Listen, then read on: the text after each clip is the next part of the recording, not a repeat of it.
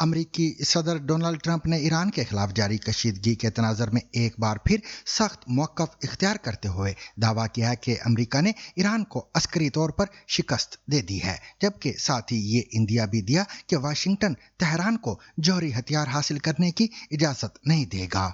And we're doing a little Middle East work right now too, if you might know, and we're doing very well. We have militarily defeated that particular opponent. And we're never going to let that opponent ever, Charles agrees with me, even more than I do, we're never going to let that opponent have a nuclear weapon. They know that, and they've known it right now very powerfully. ये बयान white house में बरतानिया के बादशाह Charles और मलिका कमीला Parker के एजाज में दिए गए एक सरकारी इशाइये के दौरान सामने आया, जहां सिफारती शाइस्तगी, तारीखी हवालों और सियासी इशारों का एक दिलचस्प इम्तिजाज भी देखने में आया।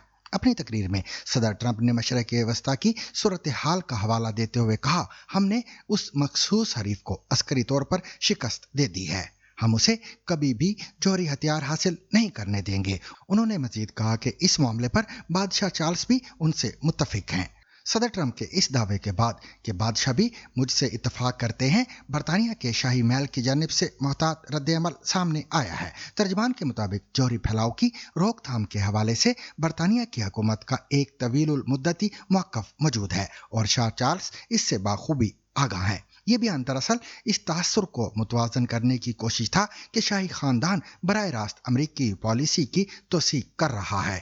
व्हाइट हाउस में होने वाली इस तकरीब में रस्मी सिफारतकारी के साथ हल्के फुल्के जुमलों का तबादला भी हुआ। बादशाह चार्ल्स ने अपनी गुफ्तगू में नेटो और आकस जैसे दिफाई इत्तेहादों की अहमियत पर जोर देते हुए कहा कि मुस्तकबिल में तकनीकी और अस्करी ताउन मजीद बढ़ाना जरूरी है। इसी दौरान उन्होंने एक दिलचस्प तारीखी हवाला देते हुए दूसरी आलमी जंग की एक बरतानवी आबदोज HMS ट्रंप का जिक्र किया और इसमें नस्ब घंटी सदर ट्रंप को बतौर तोहफा पेश की। उन्होंने मुस्कुराते हुए कहा, अगर कभी हमसे राब्ता करना हो तो बस घंटी बजा दीजिएगा।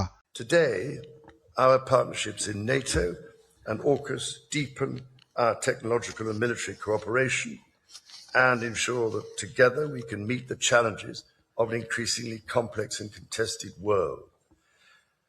And speaking of submarine alliances, there was one particular AUKUS predecessor launched from a UK shipyard in 1944 that served for the majority of her life attached to the 4th Submarine Squadron in Australia, playing a critical role during the war in the Pacific. Her name? HMS Trump. So tonight, Mr. President, I am delighted to present to you as a personal gift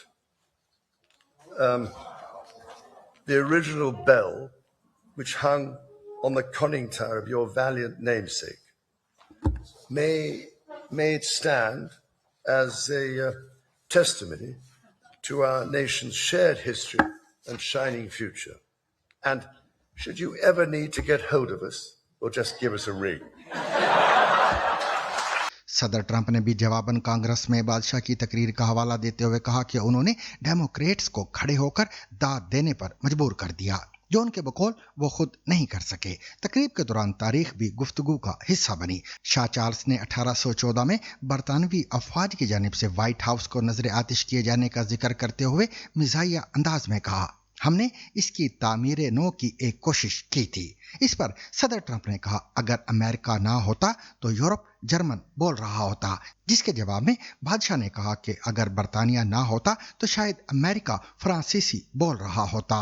उधर अमरीकी अखबार wall street journal के मुताबिक सदर Trump ने अपने मुशीरों को Iran के खिलाफ तवीलुल मुद्दती मुआशी और बहरी मुहासरे की तैयारी की हिदायत भी दी है। रिपोर्ट्स के मुताबिक इस हिकमत अमली में ईरानी बंदरगाहों की आमदोरफ्त को महदूद करके तेल की बरामदात और मईशत पर दबाव बढ़ाना शामिल है। सदर ट्रंप के करीबी हलकों का कहना है कि उनके नजदीक दोबारा बराह रास्त बमबारी या मुकम्मल तौर पर तनाज़े से निकल जाना दोनों ऑप्शंस के मुकाबले में मुहासरा एक कम खतरनाक मगर मौसर रास्ता है।